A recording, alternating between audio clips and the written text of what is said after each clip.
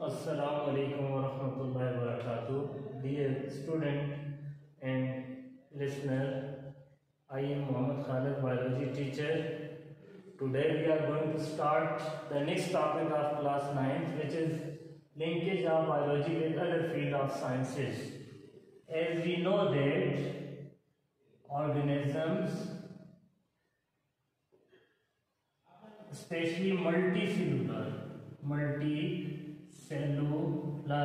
organisms are very much complex. जो कसीरकुल भी जानदार होते हैं, बहुत ज़्यादा क्या होते हैं जी, कम्प्लेक्स होते हैं। इनके अंदर डिफरेंट किस्म के जो बायोकेमिकल प्रोसेसेस होते हैं, उनको स्टडी करने के लिए हमें बाज़ दफ़ा साइंसेस की दूसरी ब्रांचेस से हेल्प लेनी पड़ती है। तो उनमें से जो फर्स्ट हमारे पास है, जो बायोलॉजी का लिंकेज है फिजिक्स के साथ, तो उसको हम कहते हैं जी बायोफिजिक्स। बायोफिजिक्स एक ऐसा कोरिलेशन है, it is a correlation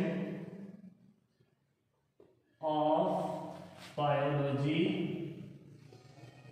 with the field of with the physics. ये क्या है जी, फिजिक्स और बायोलॉजी का आपस में कोरिलेशन है। इसमें हम क्या करते हैं जी, हम यूज करते हैं प्रिंसिपल्स एंड टेक्निक्स किसकी, of physics. In the biophysics, as we know that bio and physics, it is the co-relationship of biology with the field of physics. In this branch of biology, we use the principle and techniques of physics to understand the biological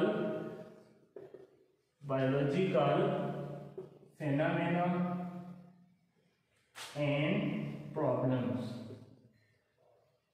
हम biological processes को, biological problems को solve out करने के लिए जब physics के principal और techniques को यूज करते हैं, तो इस फील्ड, इन दो फील्ड का जो कोरिलेशन है वो हमारे पास क्या कहलाता है जी, biophysics.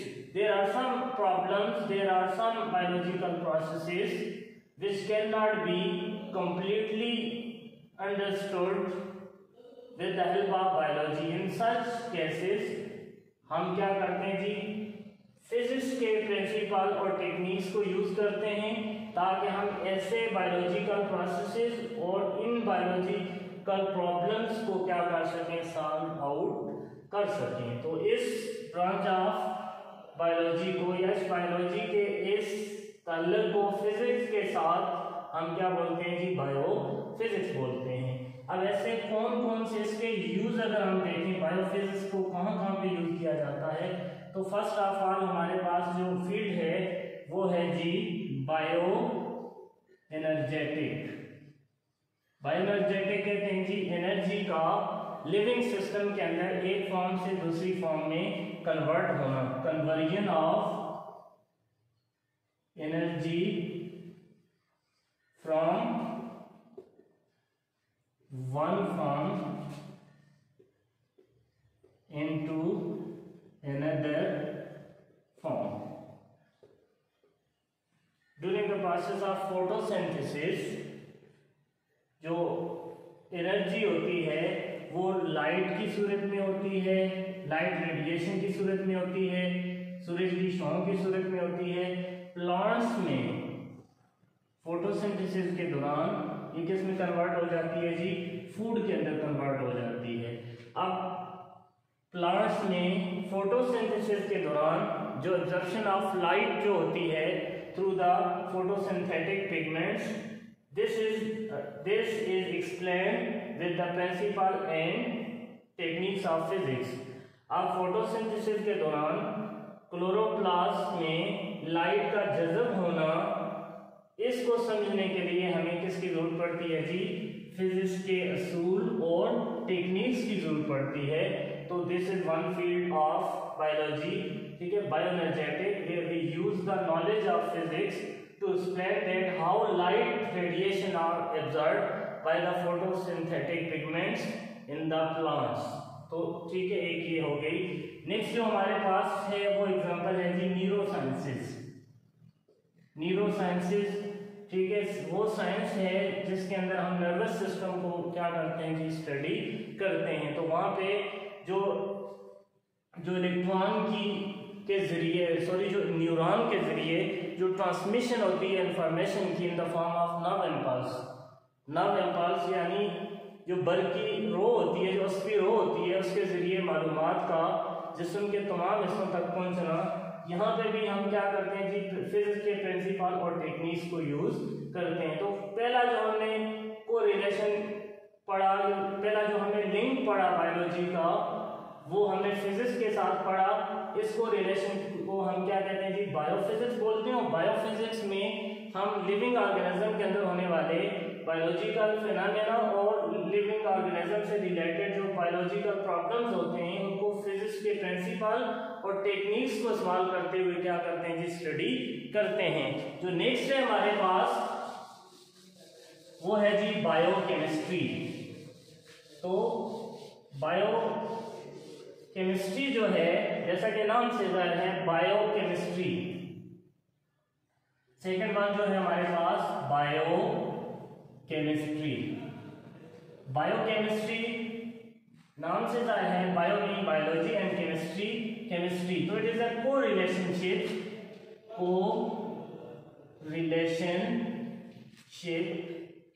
Of bio with chemistry.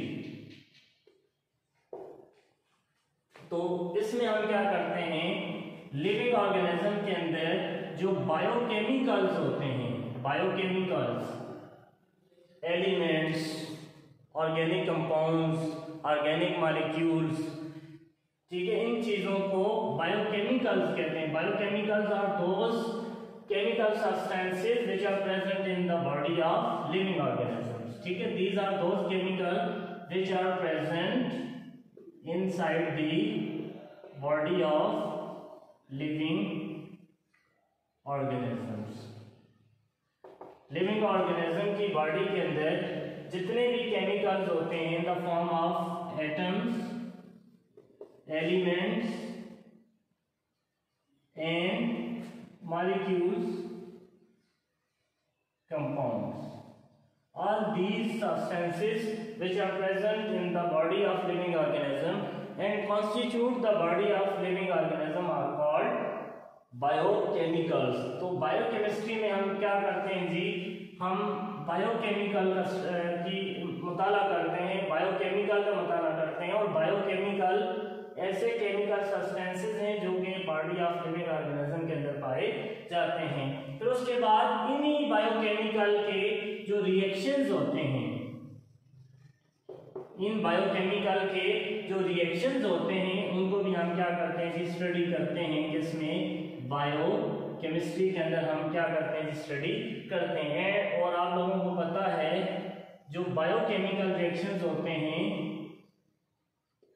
Living organism की बॉडी के अंदर, उनको कंबाइनली क्या बोला जाता है जी? मेटाबॉलिज्म बोला जाता है। तो मेटाबॉलिज्म जो है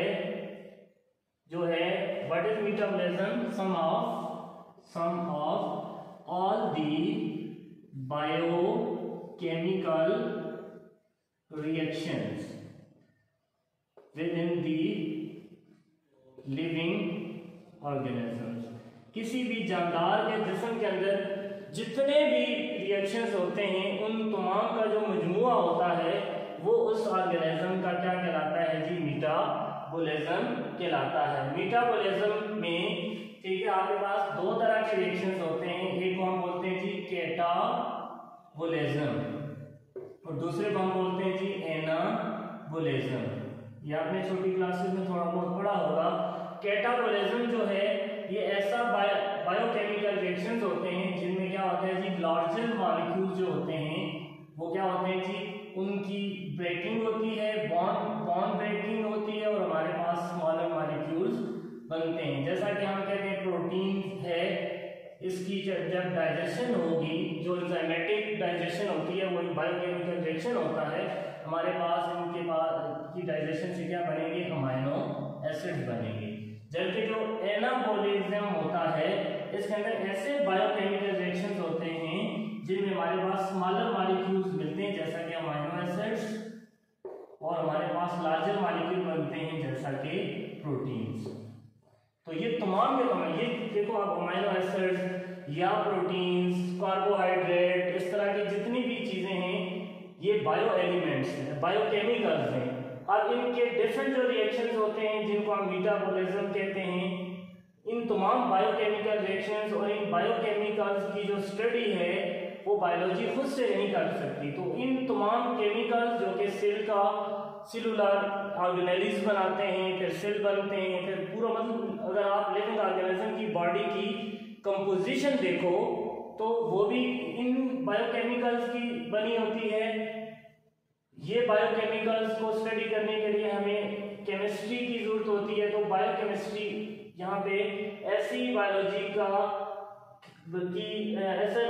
ऐसा फील्ड है जिसमें हम क्या करते हैं जी, इन तमाम केमिकल को स्टडी करते हैं जो कि लिविंग ऑर्गेनिज्म की बॉडी को बनाते हैं, ठीक है। और सेकंड वन, जो लिविंग प्रोसेसेस होते हैं, जो बायोलॉजिकल प्रोसेसेस होते हैं, उनमें से हर एक प्रोसेसेस की जो बैकग्राउंड पर जो बायोकेमिकल रिएक्शन हो रहे होते हैं उनकी स्टडी भी हम क्या करते हैं जी, बायोकेमिस्ट्री में करते हैं। जब एक हम एग्जांपल लिखते हैं ऐसे बायोकेमिकल रिएक्शन की एग्जांपल अगर हम लिखना चाहें तो उसमें हम लिख सकते हैं जी, फोटोसिंथेसिस,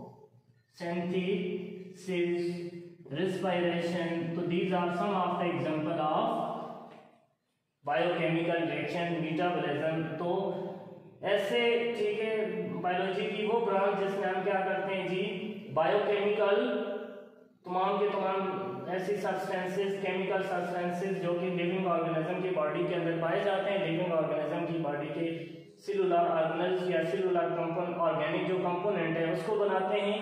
और फिर इन्हीं बायोकेमिकल के जो रिएक्शंस होते हैं लिविंग प्रोसेसेस के अंदर जिनको हम मेटाबॉलिज्म कहते हैं, इसकी स्टडी को हम क्या कहते हैं जी, बायोकेमिस्ट्री कहते हैं। तो that is the second linkage of biology which is called biochemistry. तो बायोकेमिस्ट्री में हम क्या करते हैं जी, बायोकेमिकल, और इन बायोकेमिकल के जो बायोकेमिकल रिएक्शंस हैं जिनको हम मेटाबॉलिज्म कहते हैं उसको हम क्या करते हैं, स्टडी करते हैं। नेक्स्ट जो ब्रांच है जी हमारे पास वो है बायोजियोग्राफी। बायोजियोग्राफी 3 वर्ड से बना है। बायो कहते हैं जी लिविंग को, लाइफ को कहते हैं, जानदार चीजों को कहते हैं लाइफ। जियो कहते हैं जी अर्थ को, जमीन को, और ग्राफी कहते हैं टू स्टडी। तो ये बायोलॉजी की वो ब्रांच है जिसमें हम क्या करते हैं जी, लिविंग ऑर्गेनिज्म को की जमीन पे डिस्ट्रीब्यूशन की स्टडी को हम क्या कहते हैं जी, बायोजियोग्राफी कहते हैं। तो ये बायोलॉजी का ऐसा फील्ड है जिसमें हम क्या करते हैं जी, we study about the distribution of living organisms